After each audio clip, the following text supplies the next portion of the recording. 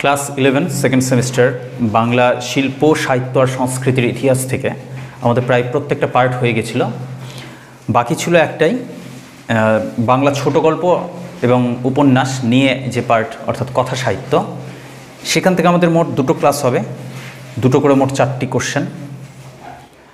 আজকের আলোচনায় আমরা পাবো রবীন্দ্রনাথ ঠাকুরকে ছোট গল্পকার হিসাবে, আরেকজনকে পাবো শরৎচন্দ্র চট্টোপাধ্যায়কে ঔপন্যাসিক হিসাবে।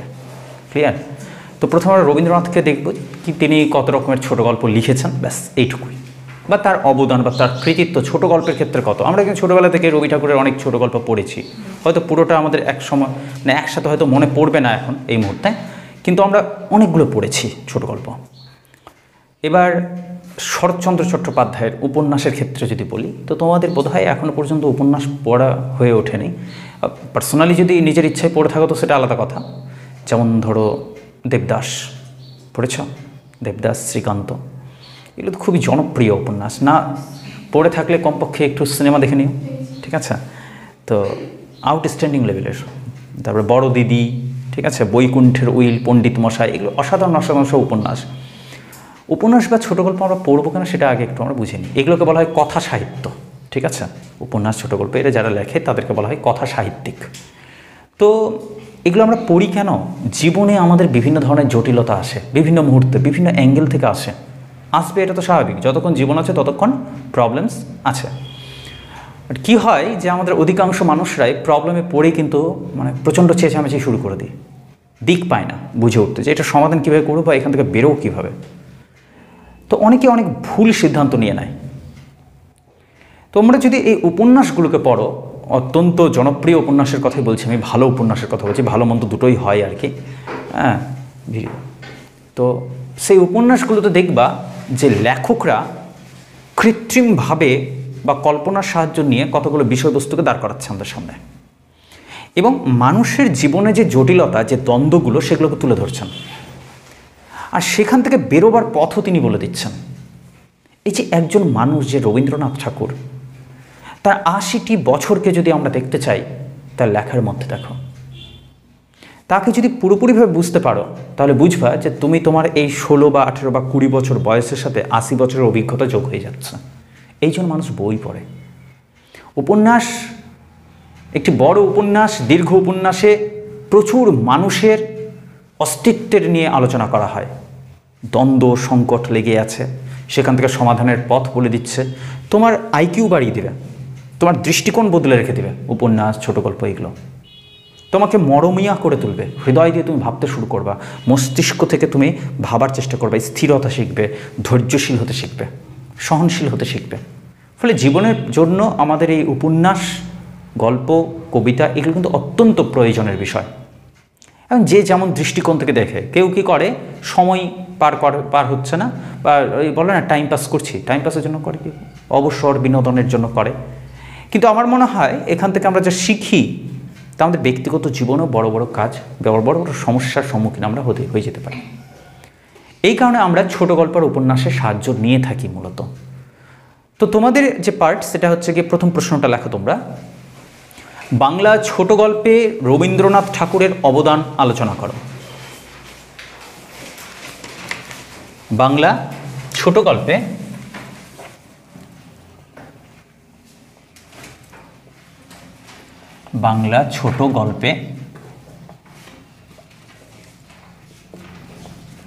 রবীন্দ্রনাথ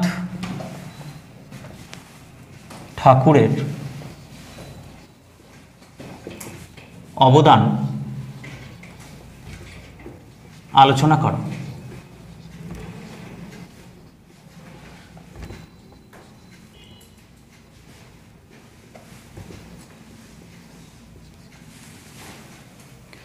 একটা বিষয়কে ভালো করে বুঝে না, এমন নয় যে এই ধরনের ডিরেক্ট কোশ্চেনটা আসবে। হতে পারে যে রবীন্দ্রনাথ ঠাকুরের দুটো ছোট গল্পের নাম বলো এবং তার ছোট গল্পের জনক কেন বলা হয় তাকে আলোচনা করো, বা ছোট গল্পে কি কি বৈশিষ্ট্য তিনি নির্ধারণ করেছেন ইত্যাদি আলোচনা করো, বা তার ছোট গল্পগুলি নিয়ে আলোচনা করো। বিভিন্ন ধরনের প্রশ্ন হতে পারে, উত্তর মোটামুটি প্রায় এক ধরনেরই।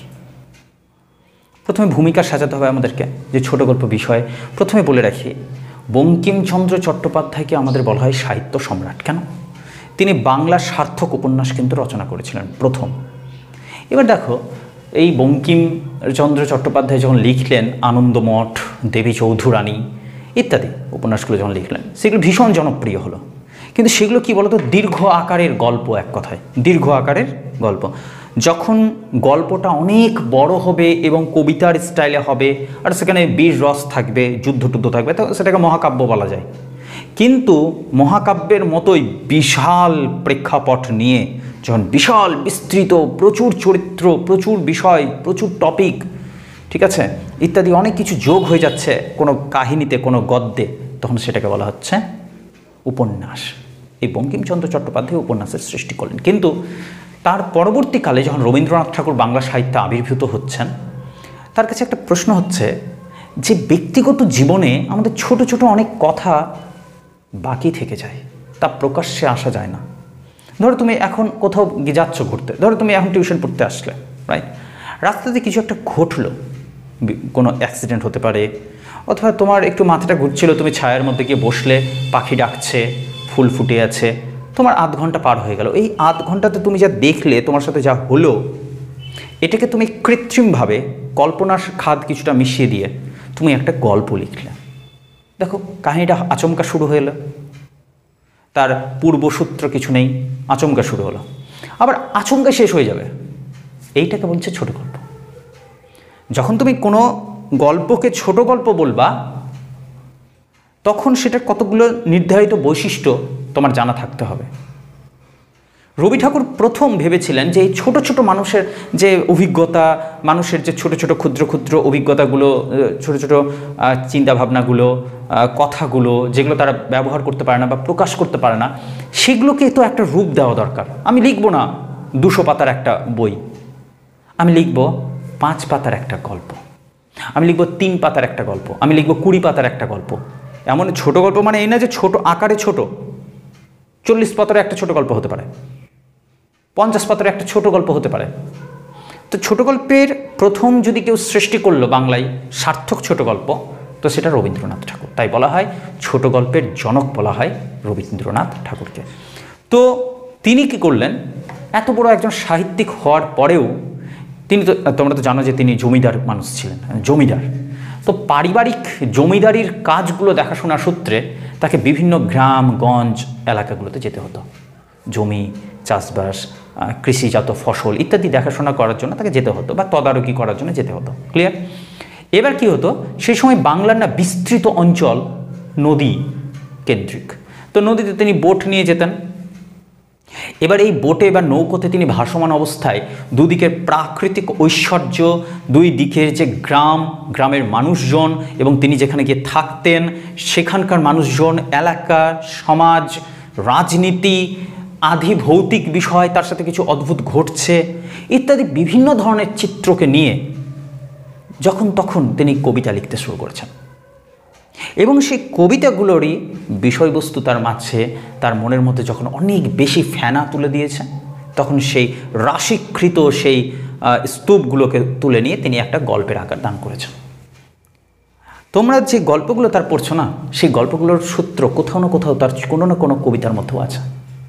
প্রচুর কবিতা আছে যেগুলোকে আবার তিনি গল্পের আকারে সাজিয়ে দিয়েছেন, এবং তার গল্প এমন হঠাৎ করে শুরু হয় আর হঠাৎ আচমকা শেষ হয়ে যায়।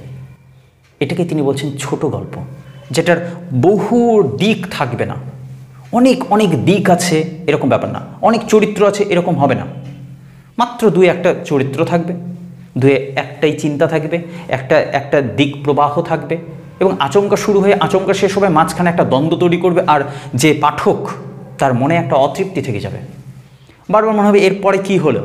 এক্সাম্পল, তার পরবর্তীকালে রবীন্দ্রনাথের পরবর্তীকালে যত রাইটাররা লিখলেন আর কি ছোট গল্প, বা তুমি আজ পর্যন্ত যত গল্প পড়েছো বইয়ের মধ্যে, সবই ছোট গল্প বাস্তবে। তুমি ওই আশাপূর্ণা দেবীর একটা গল্প পড়েছিলে জ্ঞানচক্ষু, মনে পড়ে? আচ্ছা, গল্পটা যখন শেষ হলো, ও যখন প্রতিজ্ঞা নিল যে আমি ভবিষ্যতে যদি কখনো লিখি তো নিজে গিয়ে লেখাটা দিব, যেন কখনো আমাকে এটা জানতে না হয় বা শুনতে না হয় যে অন্যের সাহায্য নিয়ে আমাকে লেখা প্রকাশ করতে হয়েছে। আচ্ছা, প্রশ্ন হয় না গল্পটা শেষে এরপরে কি হলো? আচ্ছা, কখনো এমনটা মনে হয় না যে তারপরে কখনো তপন লিখলো কিনা, তপন ছাদ থেকে নামলো কিনা, নামার পরে তার সাথে আর কি কি ঘটলো, তার জীবন কেমন গেল, কেমন আছে সেই ছেলেটি, তার লেখনী প্রতিভা আর কখনো প্রকাশ্যে এলো কিনা, প্রশ্ন জাগে না? মনে হয় না যে আরেকটু চলতে পারতো গল্পটা, কি হলো দেখি? এই যে অন্তরে একটা অতৃপ্তি, মনে হচ্ছে যেন শেষ করি, কিন্তু শেষ হচ্ছেই না, শেষ হয়েও হইল না শেষ।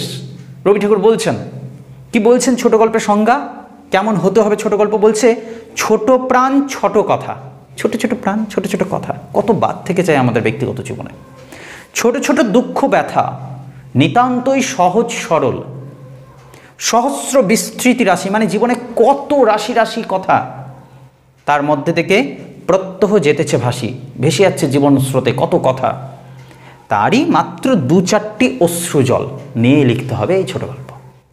আর কি বলছে, নাহি বর্ণনার ছটা, মানে খুব বেশি ঘন বর্ণনা থাকবে না, ঘটনার ঘন ঘটা, খুব ঘটনা, এটার পরে এটা ঘটনা ঘটছে, তারপরে ওটা ঘটনা ঘটছে, এত বেশি ঘটনা না, একটাই ঘটনা থাকবে।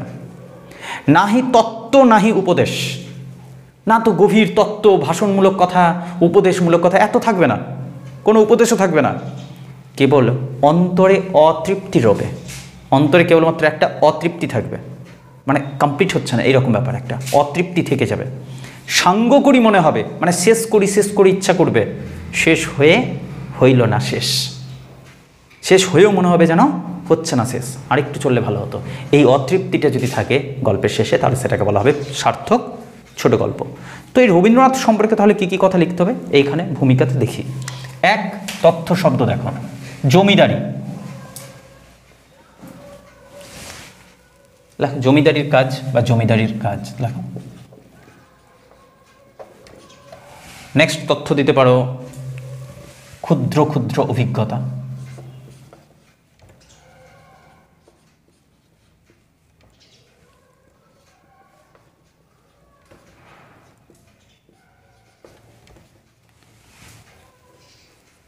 তাই তাকে কি বলা হয়? ছোট গল্পের জনক বলা হয়।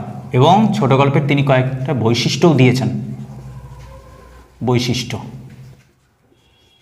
ব্যাস এই তথ্যগুলো দিতে পারবে। এবারে বাক্যগুলোকে বলি একদম সহজ সরলভাবে, কোনো মুখস্থ টুখস্থের দরকার নেই, সহজভাবে বোঝার চেষ্টা করো, কাজে লাগবে।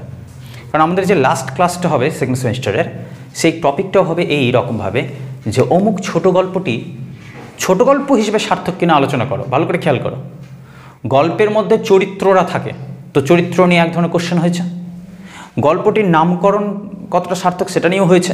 এবার গল্পটা কি সত্যিকারের ছোট গল্প হয়ে উঠেছে সেটার উপরে কোশ্চেন হবে, তো সেই কাজটা আমরা লাস্ট করব, ঠিক আছে? এবার কি হলো জমিদারির কাজ। এখান থেকে কি করব আমরা? রবীন্দ্রনাথ ঠাকুর ব্যক্তিগত জীবনে জমিদারির কাজ দেখাশোনা করার জন্য বা তত্ত্বাবধান করার জন্য বিভিন্ন গ্রামে গঞ্জে নদীতে ঘুরে বেড়াতেন। এর ফলেই তার অনেক নতুন নতুন অভিজ্ঞতা হতো। সেই অভিজ্ঞতাগুলো প্রায় সেই ক্ষুদ্র ক্ষুদ্র অভিজ্ঞতাগুলোই সঞ্চয় করে তিনি রচনা করেছিলেন এক সময় ছোট গল্প।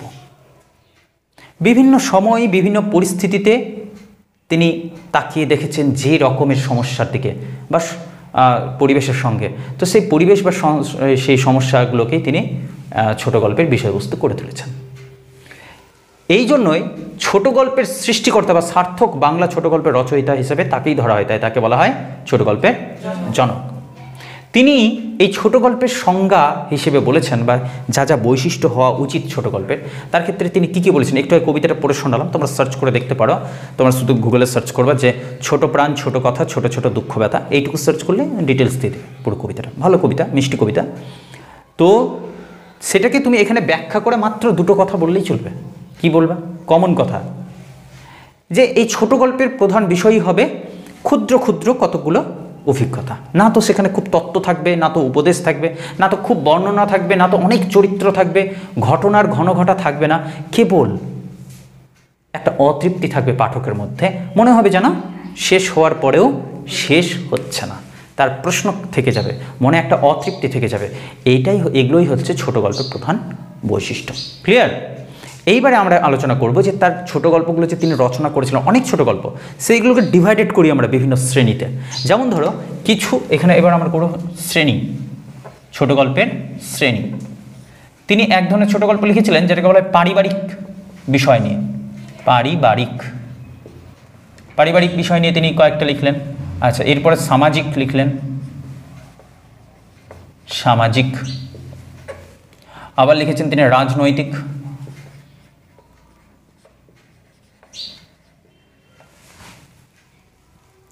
প্রকৃতি প্রেম থেকে বা প্রকৃতিকে কেন্দ্র করে, প্রকৃতি বিষয়ক, প্রকৃতি ও জীবনও বলতে পারো। আর লাস্ট জীবন কেন্দ্রিক।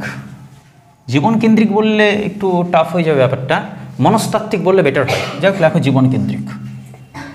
জীবন কেন্দ্রিক এতগুলো ডিভাইডেড করা যেতে পারে তার ছোট গল্পগুলোকে, কেমন? এবার প্রত্যেকটাই কিন্তু একটা বা দুটো করে গল্পের নাম তোমাকে জেনে রাখতে হবে। যেমন ধরো পারিবারিকের ক্ষেত্রে লেখো শাস্তি আর কাবুলিওয়ালা। শাস্তি, কাবুলিওয়ালা। এক দুটো ছোট গল্প পড়েও দেখিও, বাস্তবে বলছি, বুঝলেন? প্রভৃতি। খুব চমৎকার গল্প লিখতেন তিনি। মানে সমালোচকরা, সাহিত্যের সমালোচকরা বলেছেন যে তিনি সারা জীবনে যদি একটিও গান না লিখতেন, কবিতা না লিখতেন, বা উপন্যাস বা নাটক নাও রচনা করতেন না, কেবল যদি ছোট গল্পই লিখতেন তাহলেও তিনি সমান জায়গা পেতেন আজকের দিনে। এত পাওয়ারফুল ছোট গল্প লিখতেন তিনি, এত ইন্টারেস্টিং।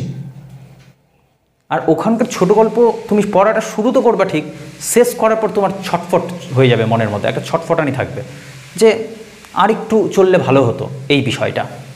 তো শাস্তি, কাবুলিওয়ালা প্রভৃতি। নেক্সট সামাজিক দিক থেকে লেখো দুটো বলছি, দেনা পাওনা, নষ্ট নীর। লেখো দেনা পাওনা, নষ্ট নীর, দন্তনে দীর্ঘই ডয় শূন্য নষ্ট নীর। নেক্সট প্রকৃতি সম্পর্কে লেখো ছুটি। পড়েছো তোমরা ছুটি?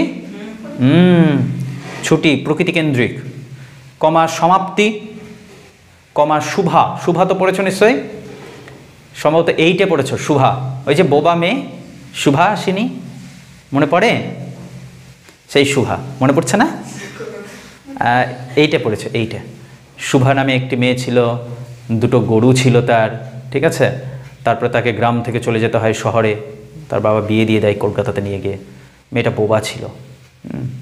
তো যাই হোক, লেখো ছুটি, সমাপ্তি, শুভা প্রভৃতি। রাজনৈতিকের ক্ষেত্রে লেখো, আচ্ছা এগুলো সব প্রকৃতি সম্পর্কে বললাম কিন্তু, কেমন? ছুটি, সমাপ্তি আর শুভা, এগুলো সব প্রকৃতির মধ্যে। আচ্ছা সামাজিকের ক্ষেত্রে কি কি বললাম? দেনা পাওনা আর নষ্ট নীর। আচ্ছা এরপর রাজনীতির ক্ষেত্রে লেখে নাও মেঘ ও রৌদ্র, রাজটিকা, রয়াকার বর্গীয় জ, টয়ফস্যই কয়াকার, ভুল কেউ লিখবে না, বানান। ফাইনালি জীবন কেন্দ্রিক লিখি আমরা। জীবন কেন্দ্রিক হচ্ছে গুপ্তধন, কঙ্কাল, গুপ্তধন, কঙ্কাল। এগুলো মনস্তাত্ত্বিকমূলক লেখা, মানে মানুষের মনের ভেতরে যেগুলো কথা জমে যায় সেগুলোকে পর্যন্ত তিনি বের করে কথা বলে দিয়েছেন। মানুষরা মনে মনে কি ভাবছে সেটা পর্যন্ত বলছে, মনস্তাত্ত্বিক গল্প। কঙ্কাল হয়েছে প্রভৃতি। এই হলো শ্রেণী বিচার। এবার বিষয়বস্তু বলে একটা পয়েন্ট করতে হবে আমাদেরকে। বিষয়বস্তু, বিষয়বস্তু। দেখো এই বিষয়বস্তু লিখতে গেলে না তোমাকে একটু নিজের অভিজ্ঞতা রাখতে হবে। এতগুলো যে ছোট গল্পের নাম বললাম, এর মধ্যে 3-4টা ছোট গল্প যদি পড়ে থাকো তুমি, যে কোনো 3-4টা, তাহলে কিন্তু যথেষ্ট। প্রত্যেকটা সম্পর্কে দুটো করে লাইন তো তুমি লিখতেই পারবা। ছুটি গল্প তো তোমাদের সিলেবাসেই ছিল, হ্যাঁ? তো ছুটি গল্পের বিষয়বস্তু তুমি জানো, দুটো লাইন লিখতে পারবা ছুটি সম্পর্কে। ছুটি গল্পের প্রধান দিকটা কি ছিল? জীবন আর প্রকৃতি নিয়ে। কি যেন ছিল ছেলেটার নাম? ফটিকের জীবন প্রকৃতি থেকে বিচ্ছিন্ন হওয়ার পরেই কিন্তু ধীরে ধীরে ধীরে ধীরে ধীরে ধীরে সংকুচিত হতে থাকে এবং সে একসময় প্রকৃতিতে মিলিয়ে যায়। এমন অদ্ভুত জীবনকেন্দ্রিক মানে ছোট গল্প, প্রকৃতির প্রতি যে টান তার উত্তেজনা, এটাই ছোট গল্পে দেখা যায়। দুটো লাইন হয়ে গেল, এইখানে বিষয়বস্তু তুমি সেই ছুটি সম্পর্কে লিখলে, গেল কথা। আচ্ছা এবার দেনা পাওনা, সামাজিক একটা সমস্যা দেনা পাওনা। ওই যে বিয়ের সময় যে হয় কি, ওটাকে বলে পণ প্রথা। তো পণ প্রথার জটিলতা থেকে বাঁচতে পারে না একজন মেয়ে, এবং বিয়ের পর তার শ্বশুরবাড়িতে চলে তার উপর অত্যাচার। একসময় সে তার বাবা যখন আর সেটা শোধ করতে পারে না, শেষমেশ তাকে মৃত্যুর পথ বেছে নিতে হয়, ধীরে ধীরে সে মারা যায় এবং তারপরে তার কথা পরিবার থেকে হারিয়ে যায়, তার কথাও আর কেউ স্মরণে রাখে না। একজন মানুষের জীবন এই দেনা পাওনার উপরে দাঁড়িয়ে আছে। সামাজিক একটা ব্যাধি এটা। তো এই সামাজিক সমস্যাকে কেন্দ্র করেও কিন্তু তিনি গল্প লিখেছেন। দুটো গল্প আলোচনা হলো, দুই রকমের, একটা প্রকৃতি নিয়ে লিখলাম, আবার একটা সামাজিক বিষয় নিয়ে লিখলাম, ঠিক আছে। এরপরে পারিবারিক সমস্যা, মনস্তাত্ত্বিক বিষয়ে এইসব কিন্তু তার বিভিন্ন গল্পের মধ্যে রয়েছে। যেমন কঙ্কাল গল্পটা যদি পড়ো কখনো, তো মজা পেয়ে যাবা। একজন মেডিকেলের স্টুডেন্ট, সে একটি কঙ্কাল নিয়ে চর্চা করছে, রাত্রে ঘুমিয়েছে, ঘুমের মধ্যে স্বপ্নের মধ্যে সে দেখছে যে তার ঘুম ভাঙলেও আর মশারির চারিদিকে কেউ একজন ঘুরছে। তারপরে ধীরে ধীরে তার মশারির কাছে গিয়ে বসলো, তাকে জিজ্ঞাসা করছে, তুমি কে? সে বলছে, আজ তো সারা দিন আমাকে নিয়ে তোমরা পরীক্ষা করলে, এখন বলছো আমি কে? এই যে কঙ্কালটা তার ঘরের মধ্যে টাঙানো ছিল, যেটা নিয়ে ও রিসার্চ করছিল, স্টাডি করছিল সারাদিন ধরে, ওই কঙ্কালটা। বলছে, জানো আমাকে তোমরা নাড়াচাড়া করলে, কখনো ভেবে দেখেছো এক সময় আমার যে যৌবন ছিল কেমন ছিলাম? এক সময় আমার ওই যে দেখছো চোখের কোটরটা, কঙ্কালের মধ্যে কোটরটা, গর্তটা, ওই চোখ দেখে কত পুরুষের দৃষ্টি আটকে গেছিল। আমারও একটা দিন ছিল সেম। কঙ্কালটা তার স্বপ্নে এসে তার বাস্তবিক জীবনের, সে একটা মেয়ে ছিল, সে নিজের জীবনের গল্প শোনাচ্ছে, কীভাবে তার মৃত্যু হয়েছিল, তাকে কেন্দ্র করে পারিবারিক সমস্যা তৈরি হয়েছিল। তো মনের কথা সে বলছে স্বপ্নে এসে। ঘুম যখন ভাঙল তখন সকাল হয়ে গেছে। এইভাবে করে গল্পটা গেছে, কঙ্কাল গল্প। তো এটা নিয়ে তুমি দুটো কথা বলতে পারো, পড়বা না তাহলে বলবা কী করে বলো, তাই না? এইখানে নিজের একটু অভিজ্ঞতা চাই, একটু হাতে সময় বের করে, অথবা হাতে আমাদের প্রচুর সময় থাকে, এটা বলা ভুল যে হাতে সময় বের করা, ঠিক আছে। প্রচুর সময় আমরা অপচয় করি, সেই বিষয়গুলোকে বুঝতে হবে যে এই জায়গাটা আমরা অপচয় হচ্ছে, ওই জায়গাটাকে একটু থামিয়ে দিই, একটা গল্প পড়ে নিই ভাই। আজকের দিনে তো সুবিধা হয়েছে, অ্যান্ড্রয়েড ফোনে তো সবাই পাবাই, তুমি পিডিএফ বের করে পড়তে পারবা। গুগলে সার্চ করলে, কঙ্কাল সার্চ করলে, কঙ্কাল গল্প পিডিএফ ডিরেক্ট দিয়ে দেবে। পড়ো না, পড়লে মজা পেয়ে যাবা। আর পড়ে নিবা তো তোমার এগুলো নোটসের মুখস্থ করার কোনো দরকারই নাই, তুমি বানিয়ে লিখে দিতে পারো বিষয়বস্তু, মাত্র 4-5 লাইন লিখলেই তোমার 5-এর জন্য উত্তর কমপ্লিট হয়ে গেল। এখানেও তো হয়ে গেছে অনেকটা, এখানে শ্রেণীগুলো দিলা, এখানে বিষয়বস্তু তোমাকে ওই কটা কথাই লিখতে হবে, 4-5টা গল্প নিয়ে 2 লাইন করে ব্যাখ্যা করে দাও, ব্যাস হয়ে যাবে। পাশাপাশি লিখবে যে তার গল্পগুলির অধিকাংশগুলোতে যেমন সামাজিক সমস্যা দেখা যায়, তেমনই দেখা যায় নারী জীবনের অতৃপ্তি বা নারী জীবনের সমস্যা, অতিপ্রাকৃত অলৌকিক বিষয় নিয়েও তিনি কথা বলেছেন। তো একটা নাটকীয় দ্বন্দ্ব থাকে তার গল্পের মধ্যে। এইসব কথা দিয়ে তুমি এবার সমাপ্তি ঘোষণা করলে, অর্থাৎ কমপ্লিট করলে। এই হচ্ছে রবীন্দ্রনাথ ঠাকুরের ছোট গল্পে অবদান। বুঝাচ্ছে বিষয়টা? তাহলে এতগুলো গল্পের মধ্যে থেকে তুমি তোমার পছন্দের যে কোনো গল্প নিয়ে 2-1টা পড়তেই পারো, পড়বে তো? নেক্সট পার্ট আমরা করব বাংলা উপন্যাসে শরৎচন্দ্র চট্টোপাধ্যায়ের অবদান। লেখো, কোশ্চেনটা লেখো।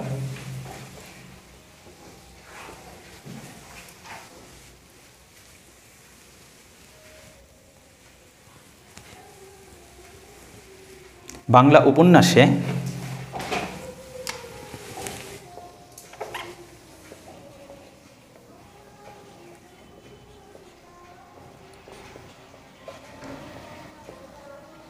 শরৎচন্দ্র চট্টোপাধ্যায়ের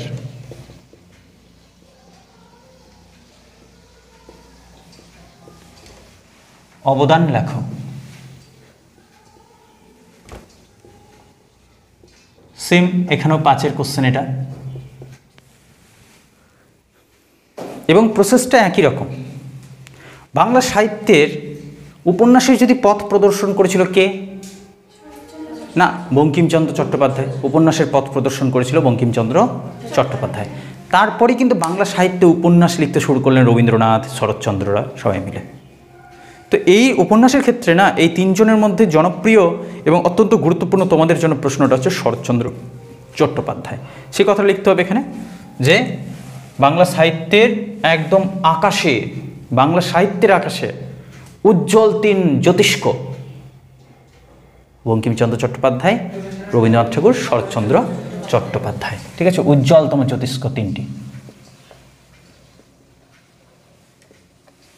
নেক্সট, তার উপন্যাসের সবথেকে গুরুত্বপূর্ণ তিনটা দিকের কথা এখানে লিখবাস্ত। তার উপন্যাসে যেমনভাবে জায়গা পেয়েছে সামাজিক সমস্যা, যেমন বিভিন্ন ধরনের কুসংস্কার, এবং সমাজে যেসব মানুষরা বঞ্চিত অবস্থায় থাকে তারাই ওই গল্পের প্রধান বিষয়বস্তু হয়ে দাঁড়ায় তার উপন্যাসের। ঠিক আছে, তাহলে এক সামাজিক সমস্যা, আর দ্বিতীয় হচ্ছে গিয়ে তার উপন্যাসের প্রধান বিষয়বস্তু কারা হচ্ছে বঞ্চিত মানুষরা।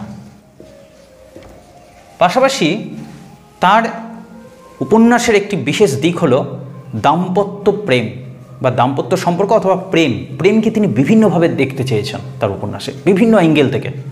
প্রেম কেবল আমরা এক দিক থেকে দেখি, প্রেম হলো, ভালো লাগলো এবং বিয়ে টিয়ে করে সংসার, না, আরও যে অনেকগুলো দিক আছে প্রেমের, সব রকম দিককে, এমনকি অবৈধ প্রেমকে পর্যন্ত তিনি আলোচনা করেছেন। অবৈধ, যেটা সমাজ মেনে নিবে না, সেই প্রেমকে, কিন্তু বিবাহিত অবস্থায়, ঠিক আছে, বিশালের বিয়ে হয়ে গেছে, তারপরে দেখো অন্য কারো স্ত্রীর পিছনে ঘুরছে, এটা অবৈধ, পরকীয়া, এটা নিয়েও তিনি লিখেছেন। হাস্যকর ব্যাপার না, ঘটতেও পারে, ঠিক আছে, সাবধান থাকা ভালো। হ্যাঁ, তো প্রেমের বিচিত্র দিক নিয়ে তিনি আলোচনা করেছেন। হ্যাঁ, বেড়ালের রাস্তা কেটে দিবে ওর, তারপরে তো এইসব ভুলভাল করবে না, তো ওর ভুল করার তো মানসিকতাই নাই। যাই হোক, নেক্সট, শ্রেণী। এবার বুঝতে পারলে কিসের শ্রেণী? হ্যাঁ, একাদশ শ্রেণী লিখবা না আবার, কিসের? তার উপন্যাসের বিভিন্ন দিক, বিভিন্ন বিভাগ, ওগুলোকে স্বাভাবিক ব্যাপারে একই রকম ভাগ রাখবা। প্রথমে কি লিখবা? ওখানেও লিখেছিলে পারিবারিক, লেখো পারিবারিক। নেক্সট, বাহ, সামাজিক। তুমিও তো বলতে পারতে, কিন্তু তুমি বলতে পারো নি, এখন হিংসে করছো ওকে দেখে। নেক্সট, সামাজিকের পরে কি করবে? রাজনৈতিক তেমন তিনি লেখেননি, দাম্পত্য প্রেম নিয়ে লিখেছেন, দাম্পত্য সম্পর্ক। দাম্পত্য বোঝো তো, স্বামী স্ত্রী, দাম্পত্য সম্পর্ক নিয়ে লিখেছেন। নেক্সট, তিনি প্রেম নিয়ে লিখেছেন, আবার একটা লিখেছেন যে একদম নিষিদ্ধ প্রেম। ঠিক আছে, তিনি লিখেছেন প্রেম নিয়ে অনেক উপন্যাস লিখেছেন। তো আবার লিখেছেন তিনি সমাজে নিষিদ্ধ প্রেম নিয়ে, সমাজে নিষিদ্ধ প্রেম বিষয়ে তিনি অনেক উপন্যাস রচনা করেছেন। আর হ্যাঁ, রাজনৈতিক করা যাবে, রাজনৈতিক করা যাবে, ভালো বলেছ। রাজনৈতিক সেম বলছি আমি, প্রত্যেকটা সম্পর্কে দুটো করে উপন্যাসের নাম। পারিবারিকের ক্ষেত্রে লেখো বৈকুণ্ঠের উইল। বৈকুণ্ঠের উইল,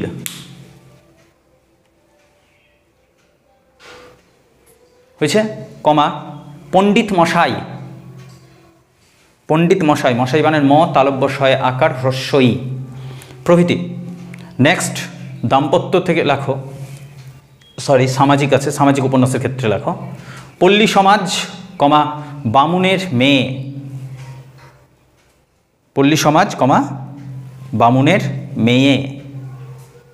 নেক্সট লেখো দাম্পত্য নিয়ে দেবদাস, কমা, বড় দিদি। দেবদাস, কমা, বড় দিদি। নেক্সট, প্রেম নিয়ে লেখো পরিণীতা। পরিণীতা তো পড়েছো সম্ভবত তোমরা, অথবা দেখেছো মুভি পরিণীতা। হ্যাঁ, পর রয় হ্রস্বই মূর্ধন্যয় দীর্ঘই তয় আকার, পরিণীতা। নেক্সট, কমা, দেনা পাওনা। ইনিও দেনা পাওনা বলে একটি উপন্যাস লিখেছেন, দেনা পাওনা। নেক্সট, সমাজে নিষিদ্ধ প্রেমের ক্ষেত্রে লেখো শ্রীকান্ত, কমা, চরিত্রহীন।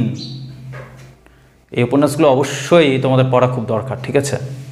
তা ঠিক ভুল তোমরা বিচার বিশ্লেষণ করতে পারবে, ঠিক আছে? নেক্সট, রাজনৈতিক।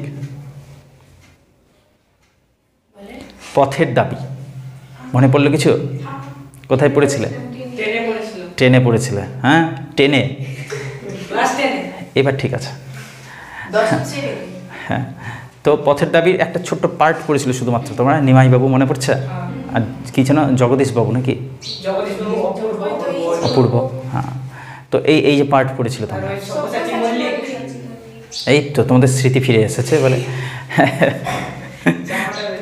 তো ওই পথের দাবি কমা শেষ প্রশ্ন প্রভৃতি, লেখো শেষ প্রশ্ন, পথের দাবি কমা শেষ প্রশ্ন প্রভৃতি, এতগুলো উপন্যাস আছে। দুই একটা পড়তে হবে তোমাকে একটু কষ্ট করে, ঠিক আছে? পড়ে নিলে বুঝতে পারবে যে তার উপন্যাসগুলির মধ্যে না, এই যে বিষয়বস্তু, এবার পয়েন্ট, বিষয়বস্তু, তার উপন্যাসগুলির মধ্যে পারিবারিক বিরোধ মারাত্মক দেখা যায়। পল্লী সমাজের কথা তোমাদেরকে বললাম বোধহয়, সামাজিকের ক্ষেত্রে লিখালাম পল্লী সমাজ, মনে পড়ছে পল্লী সমাজের কথা? ক্লাস 8-এ পড়েছিলে। রমেশ, বেনি ঘোষাল, বাঁধ কাটা নিয়ে ঝামেলা, রমা ছিল, মনে পড়ছে না? পড়বে কি করে? করোনা চলছিল নিশ্চয়ই, করোনা চলছিল তখন না? তো খুব ভালো, ওইটা বলে করোনার নামে সব ঠেলা গিরা বেঁচে যাবে, ঠিক আছে? আচ্ছা ঠিক আছে, আমরা এখন অন রেকর্ড আছি, পরে গল্পটা শোনাবো পল্লী সমাজের, ঠিক আছে? বা পল্লী সমাজ ডিসকাশনও আছে বোধহয় আমার চ্যানেলে, সার্চ করে দেখবা, সার্চ করে পল্লী সমাজ সার্চ করে ওই বাংলা অডিয়েন্স লিখবা, একবারে থাকলে একবারে দিয়ে দেবে, আমার ঠিক মনে পড়ছে না এখন। পল্লী সমাজ আউটস্ট্যান্ডিং লেভেলের একদম উপন্যাসটা, ঠিক আছে? দারুণ দারুণ বললে কম বলা যাবে। তো এই পল্লী সমাজে কি রয়েছে তুমি এখানে সংক্ষেপে লিখতে পারবা যে তার অধিকাংশ উপন্যাসে রয়েছে সামাজিক সমস্যা, পারিবারিক সমস্যা, এবং অবশ্যই প্রেম তো আছেই জড়িয়ে, ঠিক আছে? চরিত্র যেখানে, তার উপন্যাসে তো অবশ্যই প্রেম থাকতে বাধ্য, তবে সামাজিক সমস্যাগুলি সবচেয়ে বেশি ওখানে গুরুত্ব পেয়েছে, যেমন পল্লী সমাজ উপন্যাস। নেক্সট চলে যাচ্ছে পথের দাবিতে। পথের দাবিতে কী ছিল সবচেয়ে বড় গুরুত্বপূর্ণ বিষয়? রাজনীতি, দেশাত্মবোধ। এবং তোমাদেরকে আলোচনা করার সময় সেই সময় বলেছিলাম আমি যে উপন্যাসটাকে পুরোপুরি ব্যান করে দিয়েছিল ইংরেজ সরকার। ফলে এই পুরো উপন্যাসটা, পথের দাবি উপন্যাসটা হাতে লেখে কপি করে সেই সময়ের যে বিপ্লবীরা তারা প্রচার করছিল। ওই মুহূর্তে একটা দেশাত্মবোধক বা কি বলবো জাতীয়তাবাদ প্রচারে সবচেয়ে বড় অগ্রগণ্য ভূমিকা নিয়েছিল এই উপন্যাসটা। এই কথাটা লিখতে পারো। সেখানকার দেশপ্রেম, সেখানকার জাতীয়তাবাদ অসাধারণ একটা জায়গায় পৌঁছে দিয়েছিল সাধারণ মানুষকে। ফলে রাজনৈতিক একটা স্ট্যান্ডার্ডিটি সেখানে গড়ে উঠেছিল। হয়ে গেল, পথের দাবি নিয়ে আলোচনা হলো। শ্রীকান্ততে রয়েছে অবৈধ প্রেমের কথা, ওটা ডিসকাশন বেশি করতে পারবো না আমি, ঠিক আছে? অবৈধ প্রেম আছে সেখানে, নারী পুরুষের যে একটা অতৃপ্তি, যেখানে মিলন প্রত্যাশার জন্য তারা ঘর বাড়ি ছাড়ছে এবং উৎফট জায়গায় ঘুরে বেড়াচ্ছে, জীবনের একটা বিশৃঙ্খল অবস্থাতে পৌঁছে যাচ্ছে মানুষগুলো, সেগুলো। তাছাড়া তোমাদের দেবদাস আছে, দেবদাসের মধ্যে যে প্রচণ্ড দাম্পত্য প্রেম এবং প্রেমের যে এত গভীরতা, সেটা আমরা দেখতে পাই যে দেবদাসের মৃত্যুতে গিয়ে জীবন কত রকমভাবে বদলে যায়, এই সব কিছু তিনি দেখিয়েছেন, ক্ষুদ্র ক্ষুদ্র দিকগুলোকে দেখিয়েছেন তিনি। ফলে তার উপন্যাসে যেমন পারিবারিক বিরোধ ফুটে উঠেছে, তেমনি ফুটে উঠেছে মনস্তাত্ত্বিক প্রশ্নগুলো। মনস্তাত্ত্বিক চরিত্র নিজের কথা বলতে চাইছে, ভেতরের কথা, লুকোচুরির ব্যাপার নেই, ডিরেক্ট তিনি ওপেনলি বলছেন, বলতে দিচ্ছেন চরিত্রদেরকে। নেক্সট, জাতীয়তাবাদ যেমন তার উপন্যাসের প্রধান বিষয়, তেমনই দেখতে পাই পল্লী সমাজেও আমরা দেখতে পাই যে নিপীড়িত বঞ্চিত যে মানুষরা, তারা নিজেদের কথা বলছে। তোমাদের নিশ্চয় মনে আছে পথের দাবিতেও এইরকম অপূর্ব একটা কথা বলেছিল তার বন্ধুকে, ঠিক আছে? মনে পড়ে বোধ হয়, তলওয়ারকর নাম পড়ছে মানে? তো তাকে বলেছিল, জানো এই মানুষগুলো না মানে কোনো প্রতিবাদ না করে করে অভ্যস্ত হয়ে গেছে অত্যাচার সহ্য করে করে। মনে পড়ছে তাকে যখন ওই স্টেশনে মারছিল, কুকুরের মতো বের করে দিচ্ছিল, সেই সময় ও কষ্ট পেয়েছিল। কিন্তু কষ্টটা এই না যে তাকে তার যতটা আঘাত লাগলো শারীরিক, সেটা নেই না, তার সম্মানে আঘাত লাগলো যে তার দেশ, তার দেশের স্টেশন, আর তারই মতো ভারতবাসীরা দাঁড়িয়ে আছে দূরে, আবার জিজ্ঞাসা করে হাতটার ভেঙে যায়নি তো, অথচ প্রতিবাদ করলো না কেউ।